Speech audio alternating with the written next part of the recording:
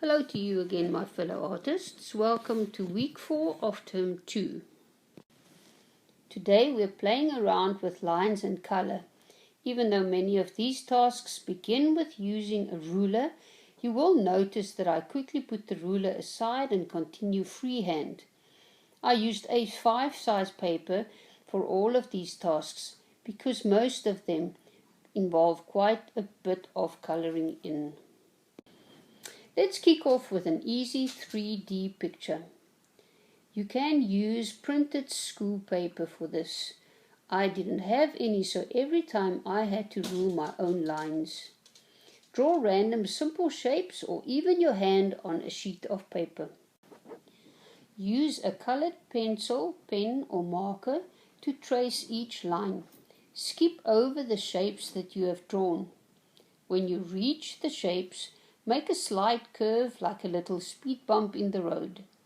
Remember, the lines of the curves must be the same width apart as the straight lines.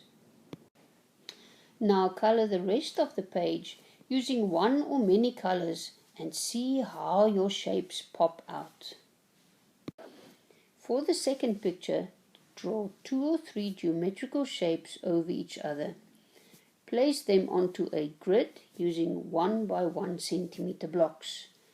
Start with simple shapes and not too many. I think you will notice that I started off using a ruler and ended off using freehand. Now color every second block of the grid. When you get to your shapes, you have to start looking very carefully. Remember, as soon as you get to a line, you have to change color.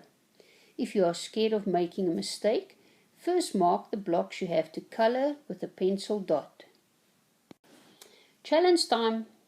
The only clue I am giving you is that I used a grid of 1 by 1 centimeter blocks on an A5 sized paper. Now we are stacking 3D cubes. This is me starting with a ruler, drawing a grid of 1 by 1 centimeter blocks. The easiest way for you to follow this is to number the lines on the left margin. Now this is me continuing freehand. Once you start coloring the blocks, the picture starts making a bit more sense. And there's the stack. On second thought, I actually like the picture with the grey, maroon and white blocks better than the final product. One of my favorites.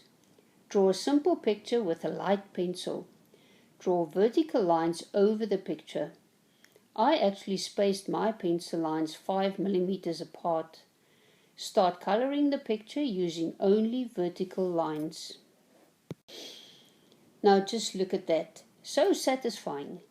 You can of course use only horizontal or diagonal lines or even a mixture of lines.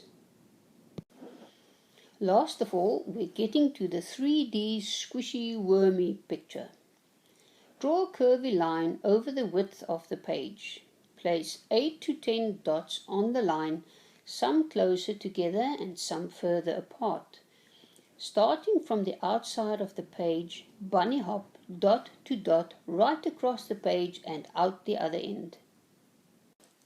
Continue hopping the full course for 3 or 4 lines. Very important. As soon as the lines come together, you have to retrace on the same line up to the dot. This line will get darker and darker, forming an essential part of the end product. Choose 2 or 3 hops and let them grow for another 3 to 5 lines.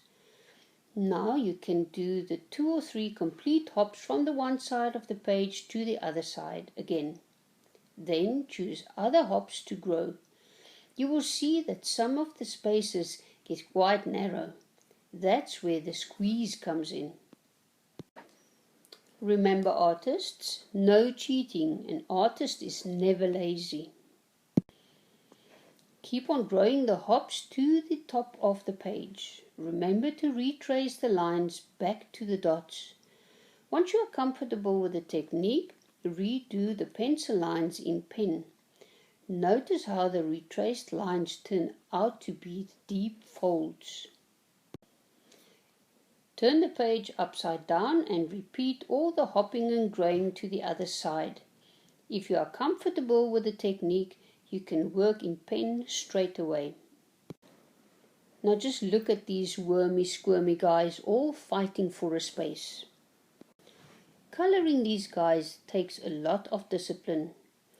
First use a light shade of the color and then go darker as you get to the left and right side.